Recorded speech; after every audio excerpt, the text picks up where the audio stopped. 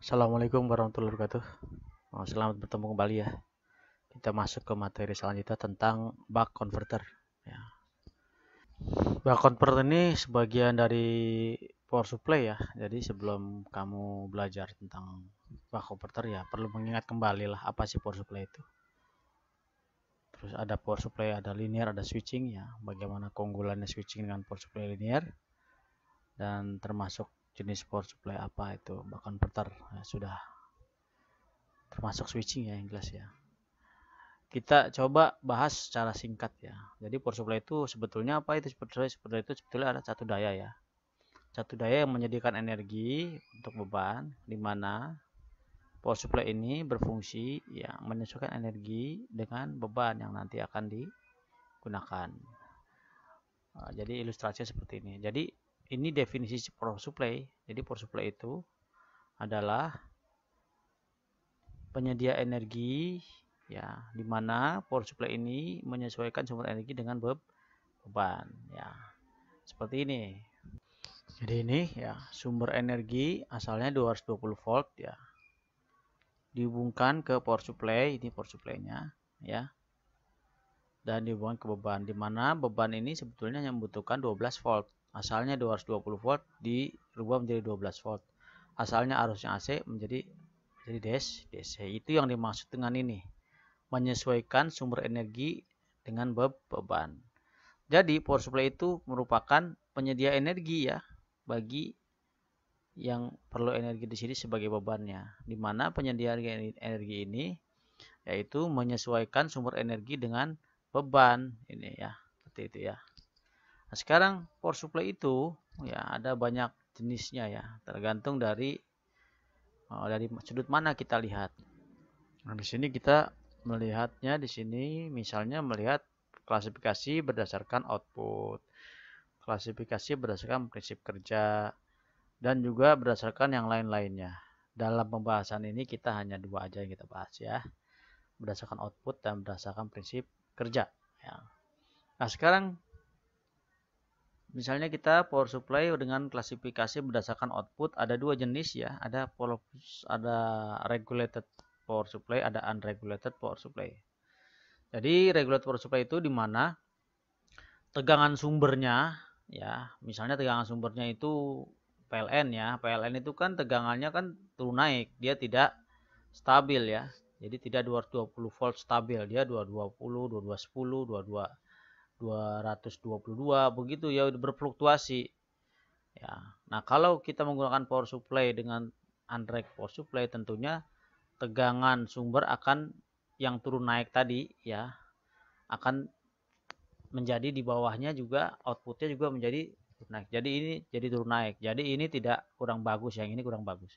Yang bagus seperti ini ya. Jadi regulated power supply. Tapi tentunya ini lebih murah. Untuk beberapa peralatan ya kadang-kala cukup menggunakan yang ini saja. Tapi kalau peralatan-peralatan yang butuh tegangan yang stabil ya harus pakai ini ya. Jadi itu ya singkatnya. Saya kira kamu sudah belajar ini ya di kelas tingkat 2 ya, di kelas 2-nya ya, di kelas 11-nya. Jadi ini tidak terlalu saya bahas lah. Yang penting mengingat kembali aja ya. Selanjutnya berdasarkan metode konversi. Nah, di sini ya. Ada yang power supply linear, ada yang power supply switching. Ya, jadi power supply linear itu apa? Power supply switching itu apa? Nah, kita bahas itu ya. Oke. Jadi di sini ya pada power supply linear arus yang akan diolah itu dibuat konstan. Jadi terus-menerus mengalir. Sedangkan pada power supply switching arus yang akan diubah atau dikelola itu dibikin menjadi putus-putus ya. Switching ya, putus-putus switching ini. Putus sambung ya. Putus hubung kalau di sini ya. Putus hubung di sini. Nah, kita ini adalah rangkaian dari power supply linear ya. Iya, ada trafo di mana arus listrik terus mengalir nih, tidak ada yang memutus sambung ya, terus-terusan mengalir. Ya. Nah, sekarang kita lihat di mana. Jadi power supply berdasarkan metode konversi artinya adalah bagaimana dia mengubah ya arus AC menjadi DC karena kan konversi ya. Mengubah AC menjadi DC. Yang kedua, mengubah tegangan sumber menjadi tegangan beban. Jadi misalkan tegangan sumbernya tinggi 220 volt menjadi tegangan jadi 12 volt. Ya, artinya menurunkan tegangan ya, salah satunya. Gitu ya. Seperti di sini misalnya di dalam listriknya kan 220 volt AC listrik masuknya ya. Nih, kasih colokan biar colok ini ke PLN ya. Di dalam proyektor ini. Dalam proyektor ini ada banyak kebutuhan tegangannya bermacam-macam. Ada yang 24, ada yang 12, ada yang 5 volt. Nah, disitulah fungsi dari power supply ya. Jadi power supply ini mengubah dari 220 volt dirubah menjadi 24 volt, dirubah menjadi 12 volt, dirubah menjadi 5 volt. Itu fungsi dari power supply ya. Nah, dan selain itu dia juga merubah arus yang tadinya AC berubah menjadi DC ya.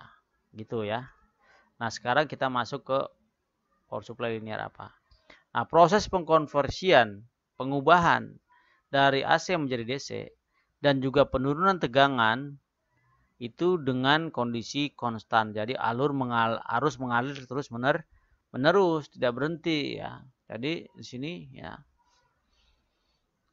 Ini mengalir terus, nggak putus-putus ya.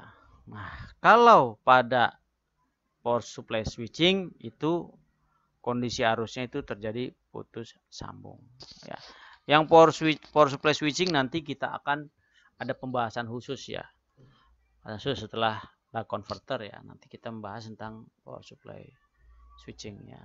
Mana yang lebih bagus sih antara power supply switching dengan yang linear ya? Tentu ada kelemahan dan kekurangannya masing-masing ya.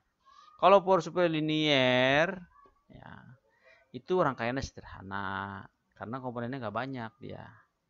Tentunya karena rangkaiannya sederhana ya biayanya akan lebih rendah dan murah, tapi hanya untuk daya yang kecil. Kalau daya di bawah 10 watt ya yang besar-besar gitu ya, itu dia lebih mahal karena harus menggunakan material trafo ya, menggunakan besi dan gulungan kawat email ya yang dilapisi dengan email, sehingga bisa lebih mahal kalau menggunakan yang linear jika kita bicara soal daya yang besar. Tapi kalau daya yang kecil-kecil linear lebih murah lah ya.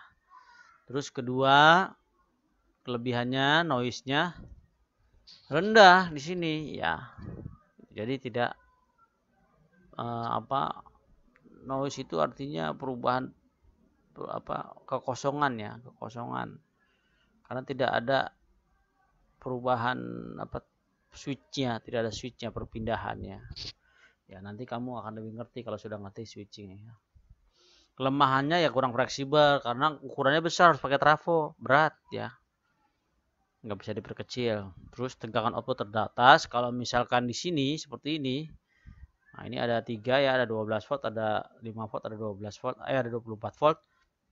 Ini akan mengakibatkan kita memerlukan beberapa rangkaian yang yang jadi lebih banyak kalau pakai yang linear. Tapi kalau pakai switching nggak usah ya. Dia bisa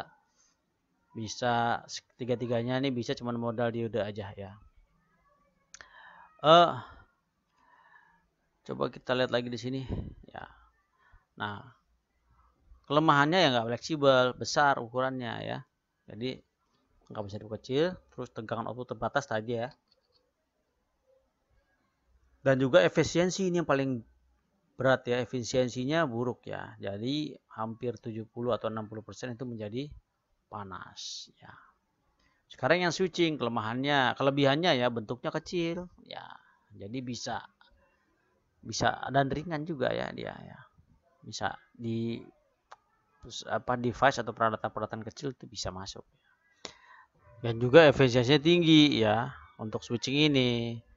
Dimana bisa mencapai 80 sampai 90%. Artinya yang jadi panas itu sedikit. Kelemahannya rangkaiannya rumit. Komponen dipakai lebih banyak. Tentunya kalau untuk daya-daya yang kecil ya dia lebih mahal jadinya ya. Karena kalau pakai yang linear kan simpel aja, kasih trafo, kasih kondensator satu, kasih diode gampang ya. Tapi kalau linear itu lebih rumit. kelemahannya itu ya, rangkaiannya rumit ya. Terus noise frekuensi yang tinggi, jadi operasi pensaklarannya karena ada saklar di situ yang bolak-balik ya, jadi lebih merusak frekuensi ya. Tapi mungkin kalau misalkan bagus, rangkaiannya bagus ya, frekuensi ini terlalu rendah dan tidak perlu dikhawatirkan, tidak membahayakan kuping manusia selama balang di atas desibel ya. Nah, efisiensi ini menjadi pilihan yang paling utama ya. Jadi kenapa? Itu sebabnya mengapa untuk saat ini ya kebanyakan power supply itu menggunakan prinsip kerjanya dengan switching ya. Oke ya, demikian ya untuk bagian pertama ini. Mudah-mudahan bermanfaat. Assalamualaikum warahmatullahi wabarakatuh.